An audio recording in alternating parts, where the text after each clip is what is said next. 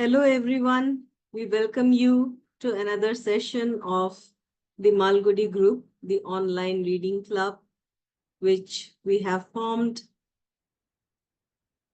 with an aim of talking about books, especially under the category of Indian English writing or Indian English translation, Indian works in English translation. Today, we are going to talk about A House for Mr. Biswas, a novel by V.S. Naipaul.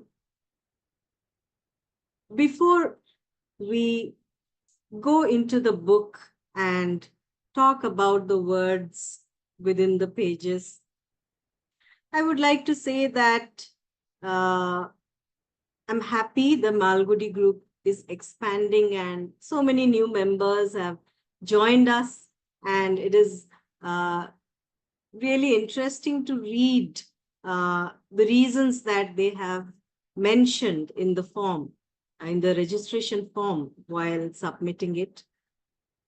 Those are beautiful words. And someday I would, with their permission, of course, after I have their permission, I would like to share those words in some other session.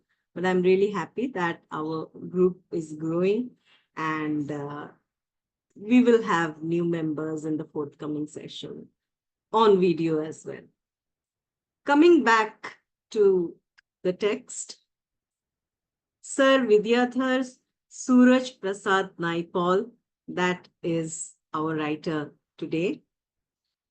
We know that he is a creative writer. I mean, he writes fiction as well as a lot of non-fiction. And the style of his essays are very, the style is very captivating. You won't feel that creativity is not there in those essays. Rather, I would say the essays, they tell you how to read his novels as well. Now, the thing that we talk about is, of course, the connection of this writer with India, and how when India was under the British rule, V.S. Naipaul's grandfather, he emigrated, from India to work in a plantation. And that's how his relationship with Trinidad began, because of his grandfather. But his relationship with that place deepened, I would say, with the figure of his father, C. Prasad Naipaul. And V.S. Naipaul became a writer, and we read his works, but it is important to know about his relationship with his father, because as we know, A House for Mr. Biswas is an autobiographical piece of writing, and it has been said that Mr. Mohan Biswas, the chief character here in this novel, is modeled on V.S. Naipaul's father. And Anand, the character, it is modeled on V.S. Naipaul himself. So it is interesting to read the biography of V.S. Naipaul as well, because in it we find a detailed description of what his relationship with his father was like. And here, I would like to just read a letter that V.S. Naipaul once wrote to his father. Some lines from that letter, where he talks about literature being something which is written from the belly rather than from the cheek. He says in that letter, if the semi-illiterate criminal wrote a long letter ordinarily to his sweetheart, it would be what most letters of such people generally are. If the criminal wrote this letter last thing before his execution, it would be literature, it would be poetry. So, no, here we have a definition of literature. If we now believe in the word definition, because now we don't have a definition, we have definitions within a definition, and then we break each word apart to find out the essence, and even that eludes us, and thus our search continues.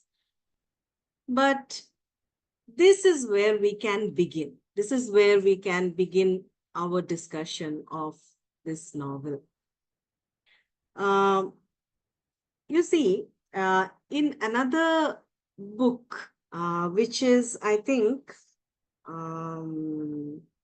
okay, the authorized biography of V.S. Naipaul. It is titled "The World Is What It Is." Okay, and it has been written by Patrick French. In that book, while I was looking up that book, I found a section where it is mentioned how his father used to instruct V.S. Naipaul about the language which he ought to use, the language which is meant for literature, the language which is meant for creativity. Okay, so his father jots down a series of points, a series of lines in points about how language should be. So Naipaul says that his idea of language was something he got from those points. And if we look at all those points, we can just, bring them down to one line, that language was to be plain. And wherever language was beautiful, it was only about simplicity. So you use simple words, short words. There was a point where he said, if the one who is reading your work, your lines, says that most of your words are more than 5 letters, then you need to check your style, because you need to use shorter words. Don't use big words. So the way he had jotted down those points was also very appealing. And it has been said time and again that the literary pursuits of V.S. Naipaul were always inspired by his father's attachment towards literature, because for his father, his favorite writers were O. Henry and William Somerset Maugham.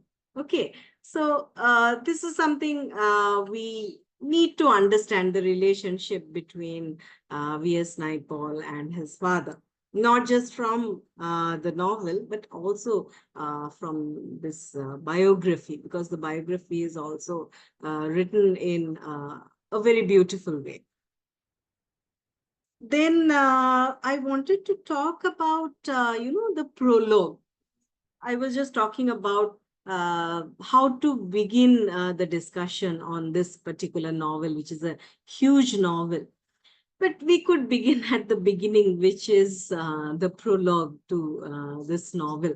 And why I want to concentrate on it is the larger things that we see throughout the novel as the story unfolds, as things happen, as things are analyzed, and as we move towards the end. All those things that come to our mind, a part of it or a sign of it we can see in the prologue, and that is why it is called so. I mean, the prologue begins with the affirmation that, Mr. Mohan Biswas died. And then it takes us back to the story of his life till his death. Now, what I want to talk about is how reading a prologue like that impacts us. Now, in the prologue, I would like to just read something before uh, discussing it, the prologue.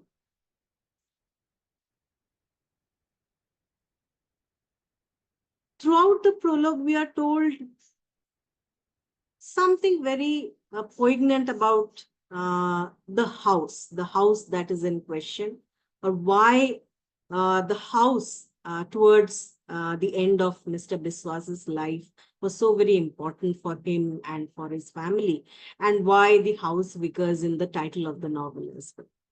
So there is this section about his house, and I would like to read it before talking about the prologue. He thought of the house as his own, though for years it had been irretrievably mortgaged.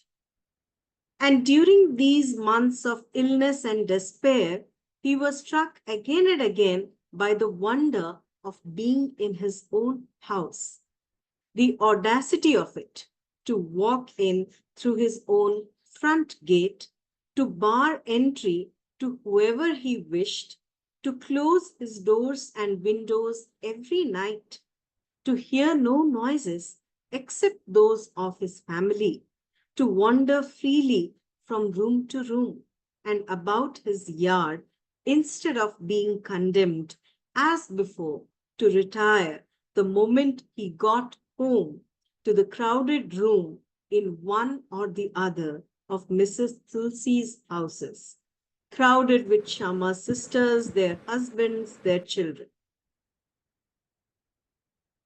So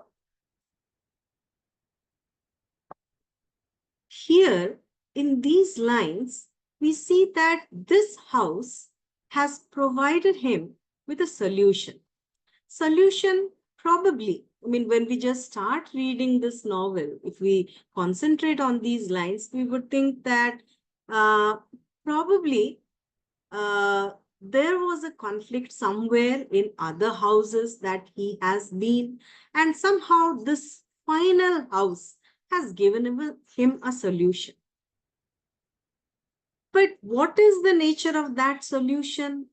Is it a solution that he had imagined it to be, or is it something which is totally different from what he had imagined it to be? These are questions that the novel explores as we turn the pages.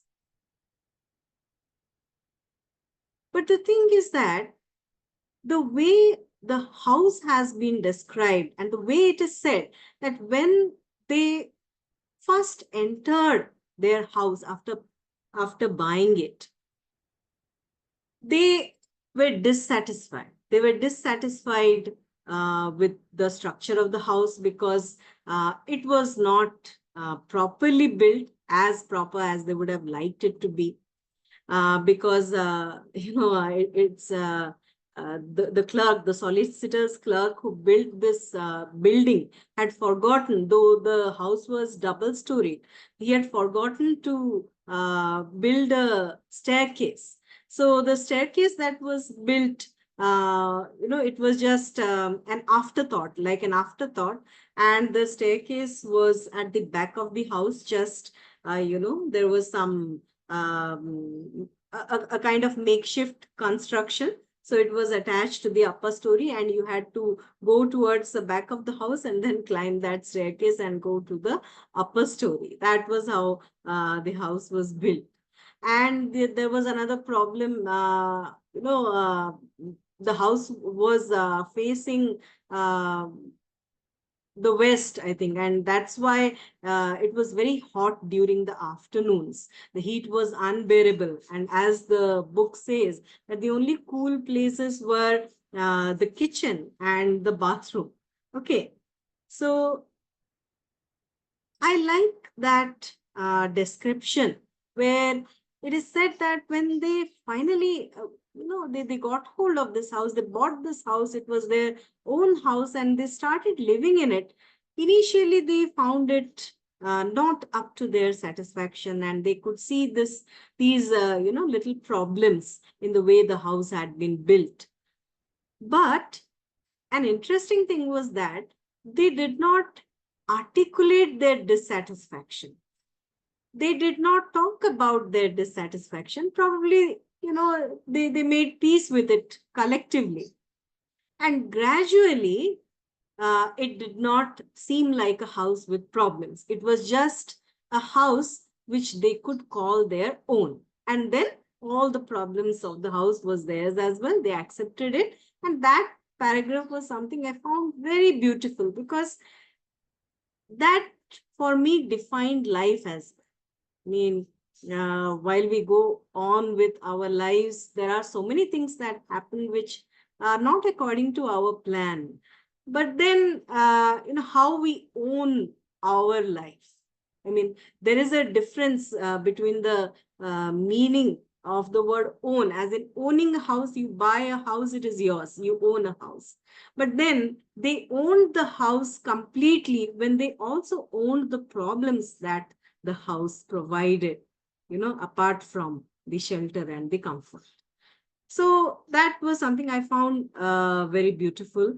The way the prologue, focuses on the idea of the house and why it was so important for Mohan Biswas and his family. And then the prologue also gives us a hint there that, there have been disquiet within the family, that the larger family, that we can say, the family of the Tulsis, okay, with whom Mohan Biswas and his wife Shama and their kids, they stayed for a very long time. And here we are also given a hint of why they were not comfortable, when they lived in that extended family.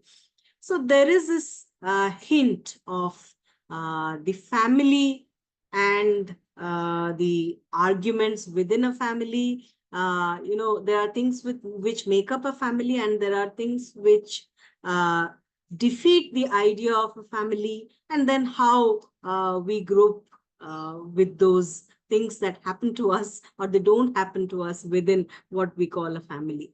All these things are dealt with very minutely in this novel, which is why it is such a huge novel. And when I'm using the word huge, I would also like to refer to another book, a collection of essays by Naipaul, which has been, I think it has been edited by someone else, but they are Naipaul's essays, and they have been put together in a book. I don't remember the name of the book. I think it was The Writer and the World, or something like that. Okay. The name of the book is like something like that. Now, that is actually an account of, those essays are mostly an account of his travels to different places. Okay, so in one of the essays which he wrote about his travels to India, he says that he was, obsessed with size, because he came from a very small place, which was Trinidad. It was even smaller than Goa, he said. So he was very obsessed with, size, and everything that was huge. It mattered to him, and travel gave him the opportunity of encountering, yeah, The Writer and the World. Yes, thank you, Subhranshu. uh, the you know the size is something which I want to talk about. um, Coming from a small place, he was preoccupied with things which are huge, he said. But the huge is also made of little things. If we look at the expanse of his novel, we would see that, you know um, at once we will see little things and big things together, side by side. Let me give you an example to make it more clear what I'm trying to say. In the prologue, it is said that while he was, planning to buy this house, he had not bought this house yet, and he was consulting his wife about the whole idea of buying this particular house, and mm, these kinds of negotiations were going on. There is this interaction between his wife and his wife's niece. Okay, both the women are talking. The niece is also married and well settled. And then she says, "Oh, auntie, you are going to buy a house of your own, and that is a big thing." And then um, Mr. Biswas, he gets to hear this conversation, and throughout his interactions with this niece, he had always been irritated because of the way their interaction proceeds. I think so. He said, "You, why don't you mind your own business, and why don't you concentrate on helping your husband take care of the goats?" And then there, she's offended with that, and then she bites back, saying that at least we have goats. There are people who don't even own that. So, uh, throughout this kind of an interaction, it seems a very small one, interactions like these we see in family gatherings, when our relatives come to visit us, or we are in our ancestral home, and there is a big gathering. All these little things happen, but immediately uh, I like the idea that Mr. Biswas, instead of continuing the conversation, he loses himself in a book. And what was that book? The meditation, the book titled Meditations by Marcus Aurelius. So this transition, and we all know what that book is about. It is about, huge spaces. It is about spirituality. It is about, your the timelessness, and it is about, finding your place in the universe. Such big things. Okay, so from that, the transition has been made, and this happens in the prologue. And this is what I noticed throughout the book. These little moments, as we go into the first chapter, as we move into the story, we'll see how, as a child, Mohan Biswas, though he was forbidden to play with water or go anywhere near water, because it had been prophesied, he was born in a wrong way, and that is what the novel says, and it had been prophesied that water would bring about his doom, and that is why he was forbidden to go near water of any sort.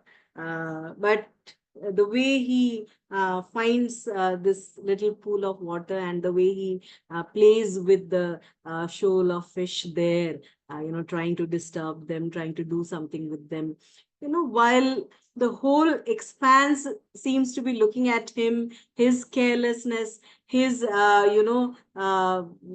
separation from the whole world. He did not even realize that he had lost the calf, for whom he had come to this place to allow that calf to graze, and the bigger responsibility of taking care of the calf.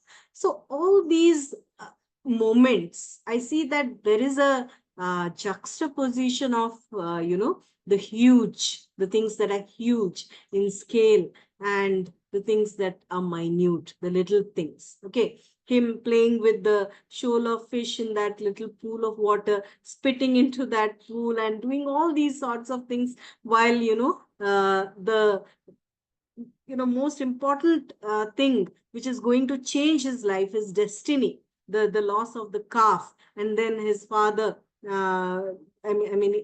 out of the fear of being held responsible for the loss of the calf, or the death of the calf probably, which he didn't know, he went and hid himself, and then to find him, his father went into the pool, found the dead calf, but he succumbed to that water. Mm. So, the the thing that would change his destiny was happening around him. And while that thing was happening, he was busy with the little, the little movements that he saw in that pool of water. That is something which caught my attention in the prologue. And throughout, as I read the novel, I went on reading the novel, I found this particular idea persisting, you know. And of course, I would like to listen to Pragya and the others in the meeting about this novel. But uh, before I stop, I would also like to talk about the last part of the prologue, where he talks about why those those little things in his house, his possessions, which were all important for him as he neared his death. Okay, so those possessions were important for him. The kitchen safe, the the bookcase, and the glass cabinet, and a lot of other things which he describes. Okay, towards the end of the prologue, that these were the things which defined his house for him, and these were the things which somehow told him that he belonged to this house, and he had a role to play in the story of this house. Okay, now that is also another important question that comes to my mind, that while he was talking about these objects and why they are so significant for him, the ideas or the thoughts or the events behind those objects, like I said, the little things, the kitchen safe, it had been painted over and over. So the paint was, the thickness was uneven. In some places, the thickness was less, and in other places, the thickness was more. So of course, it was not the hand of an expert painter. But what we like to do with the things that we call our own, we like to leave a mark. We like to deal with them on our own. So those little descriptions I find very beautiful throughout this book. And those little things are at the heart of the things that we understand as huge or big or philosophical in this particular novel. So that is what I would like to end with. Uh, you know, while talking about these objects, I would say the writer is trying to make us aware of the reality of the spirit as well as the reality of matter. And our existence is somewhere in between these two things.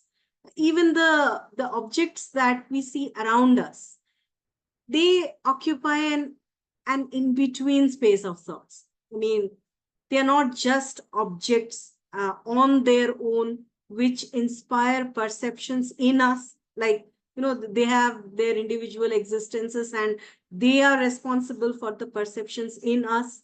That is not totally true. Or it is also not totally true that they exist only in our perceptions, or they exist as we perceive them to be.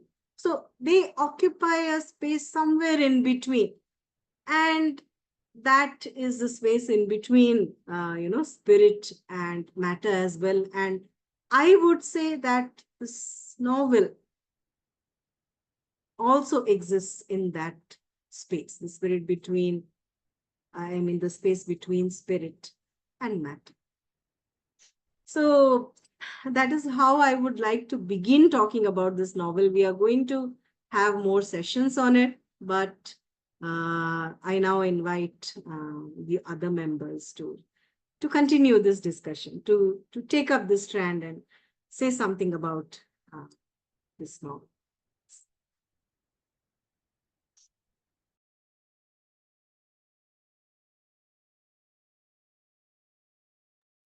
Yes, Pragya, would you like to go?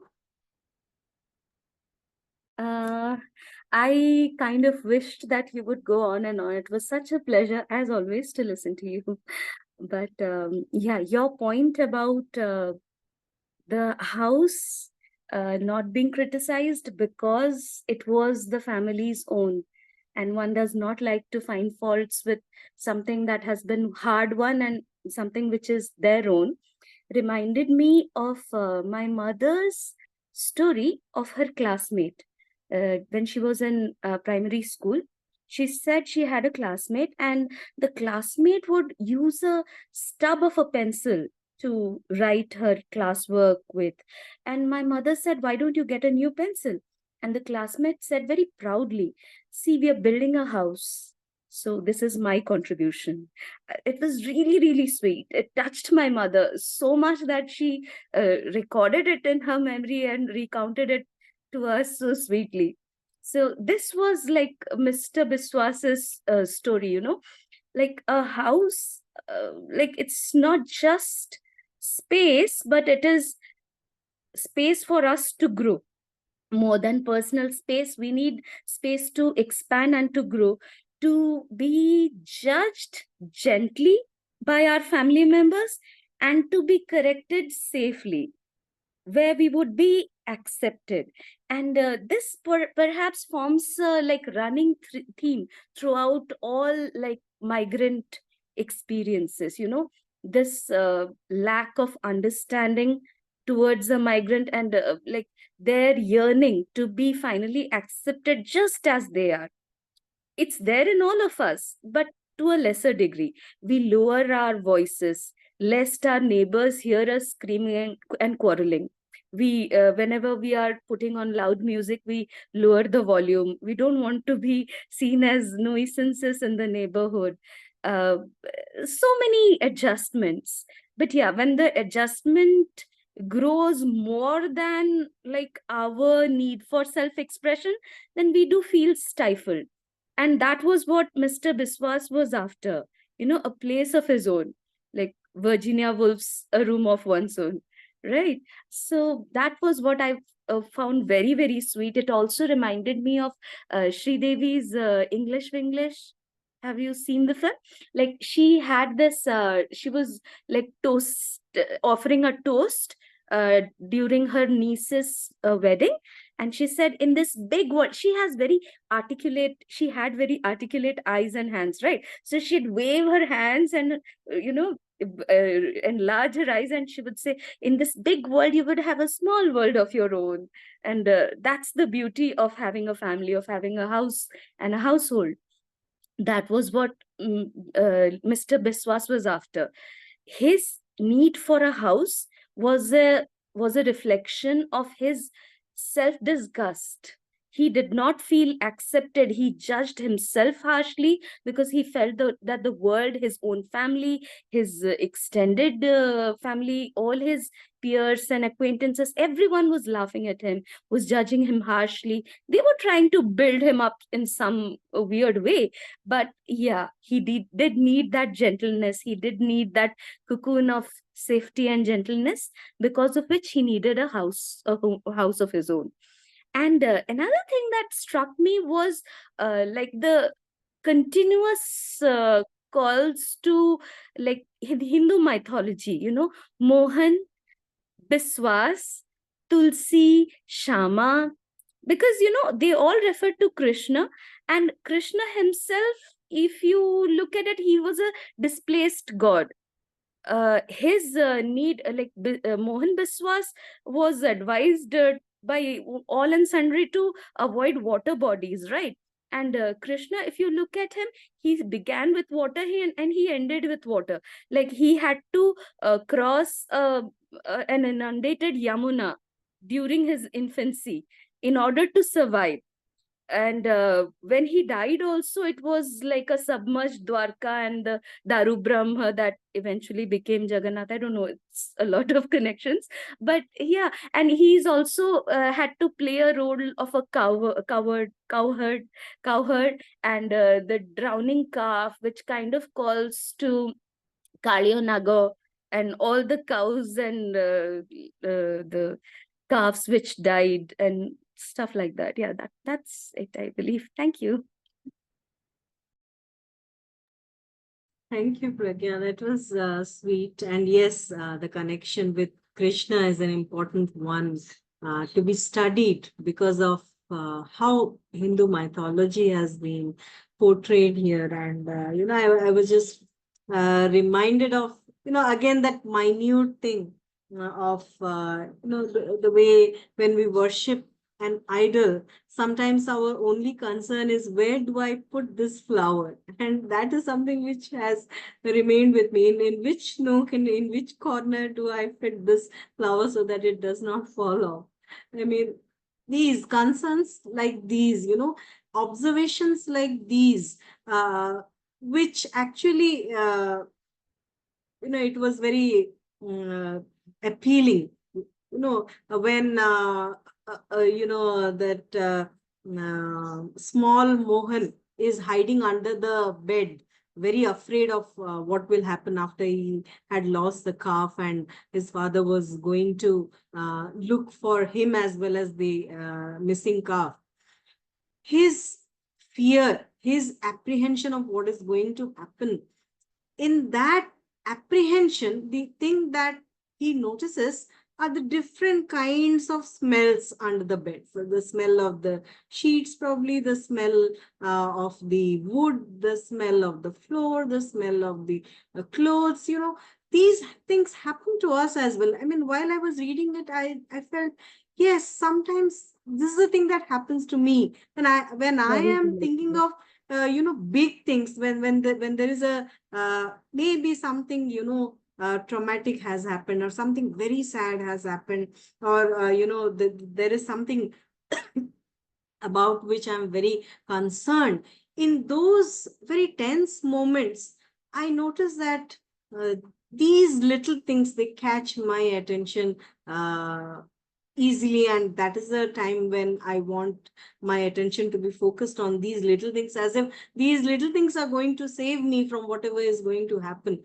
And those, minute details are what I loved about this book. And yes, the important thing that you mentioned was Mohan Biswas trying to, find himself or find his space, uh, which is where, I want to read this particular line, because there's a line which I find um, very important if you want to understand what he felt about his wife and children, what or how he looked at his family, at his marriage. Okay, so Mr. Biswas, he talks about Shama and his children as alien growths, alien affections, which fed on him and called him away from that part of him which yet remained purely himself, that part which had for long been submerged and was now to disappear. So that is the anxiety. I mean, you do everything to define your family, because that is what in the prologue, the way the novel begins, we see that at a point, when they had no money and they were in a financial crisis, Mr. Biswas was happy that his wife did not seek the help of her mother and her sisters, that she remained in this house, which they called their own, together. And she was supporting him in defining their identity as a family, because he says that now, after a long illness, when he was returning from the hospital, uh, it was as if his house was prepared for only for him, only to welcome him. And he saw everything in a new light, as if this these last days, or these the rest of his life that he's going to spend on this earth would just be in that house, and it would be very important for him. And all the things that are there in this house would make him understand his place in the universe, which is what the book that he was reading, Marcus Aurelius Meditations, is all about, finding your place in the universe.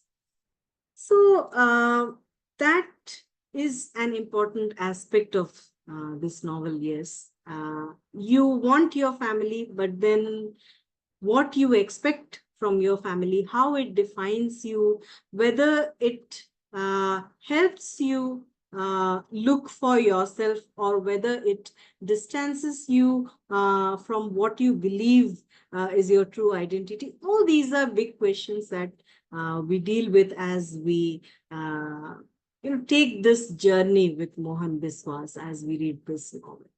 Yes, so this is our first discussion. So I know that we will talk about the novel in detail in our forthcoming sessions. But I would like to welcome our new members, and I would like it if some of them, just talk to our audience, introduce themselves, and say something about being in an online reading group. Yes, please.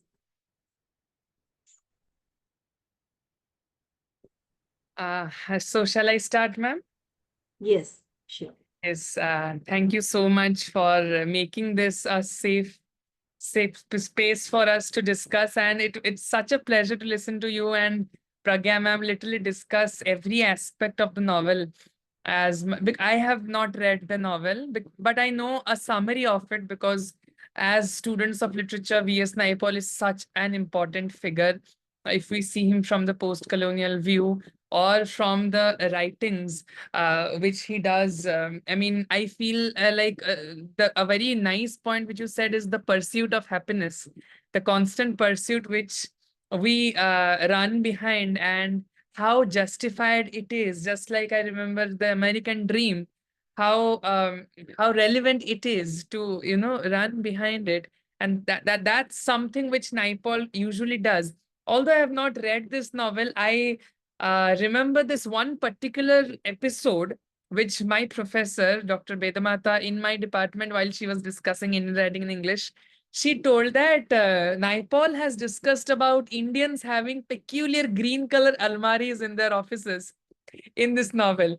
And that caught me off guard. And I made sure that whenever I have time, I will go and read this novel because it is a constant struggle of Mr. Biswas, as you said, for his own identity and his own living.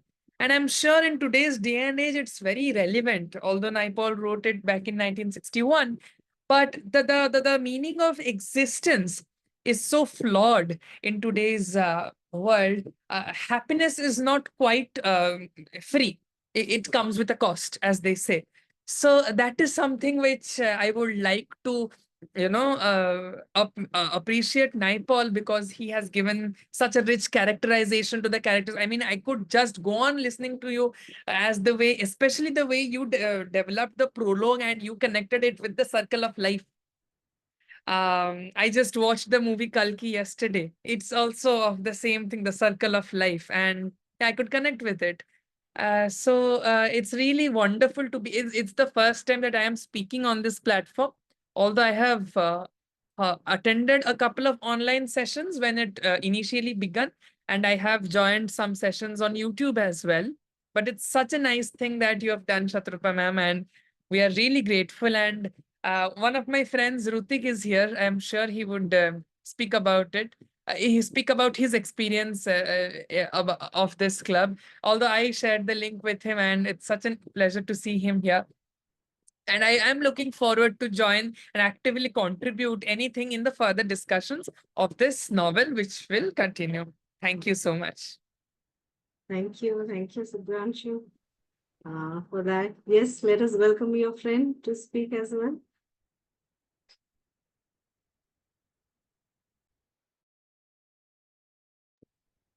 Hello, I'm Raj. You can call me Rutik or Raj. Uh, and so Subhranshu introduced me to this concept of reading, like reading group, online reading group, and he said that, "Are you okay appearing online?"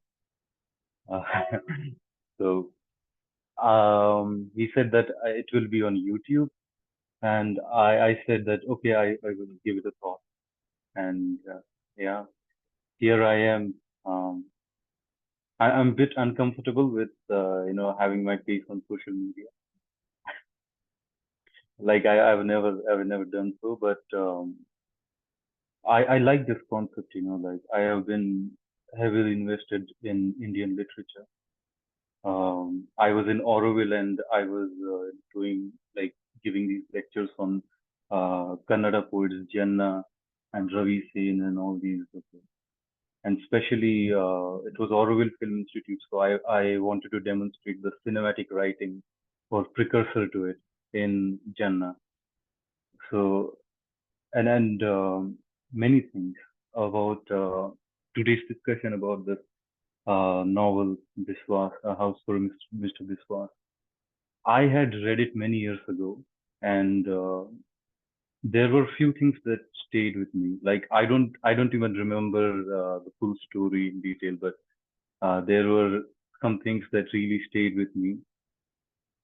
There, like in the plot, two things were there that, like how he didn't wanted to get married, but I mean that was quite funny for me, but also you know felt really tragic if I placed myself in his shoes.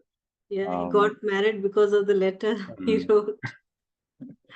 and He had to. then there was this moment when I felt okay, he hated or didn't like his children, like hating your own progeny. So those were quite strong moments. And with the writing is very good, but because I have been reading this new translation of Homer, I've been obsessed with Homeric translation over the years, and the list of things the video does. Okay, the way he lists things on and on and on and on.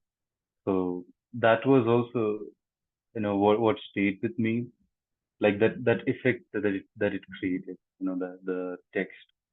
And I remember like reading it out loud to many people, just to see the reaction.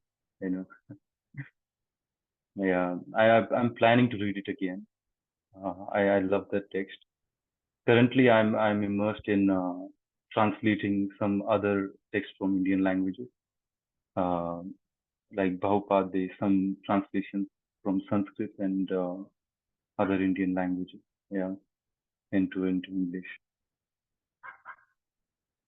It's wonderful, and thank you for joining us in this forum, and definitely in the forthcoming sessions we will hope that you will be present, and you will also suggest texts that we can take up for discussion, and Mm. it's wonderful when you say that you not only enjoyed reading this text but also you read out excerpts from the text to see others' reaction. That is what makes reading something interesting. We want to share the experience of reading, and that is Yeah. something which is at the core of this kind of a group. Mhm. Obviously, if it is a physical session, Mm. physical group, it becomes very difficult sometimes with Mm. the work burden that we have to travel even from this place to another place which is 20 minutes away also seems to be a big thing. We don't want to go for some reasons, but when it is an online group, I mean, we are just relaxing in our homes wherever we are, and we get the chance to connect and share this experience of reading a text. That is what this whole group is about. So I mean, though you said that you were not comfortable, coming on camera and being recorded and everything. Trust me that all of us are Mm. like that and we Mm. are camera shy, but we want to do it anyway because we want to speak and we want others also to enjoy a conversation like this, whoever wants to listen. So thank you, Raj, for being here. Yes, Pragya also says that because she knows me from our university days, and I was used to be very shy, and even while talking to others was a problem for me. So now that I want to be part of this group and I want this group to expand, so she cannot believe it, I think. Okay, welcome, Raj. Thank you for your observations. Yes, so we have begun talking about this novel. This is the beginning, and we will continue talking about it because I don't think one session is enough to talk about this novel, to talk about how we feel as we read this novel. So we will have another session soon. And if any of you want to say something, closing remark, you may go ahead, or else we will wind up today's session and then we will come back for another session.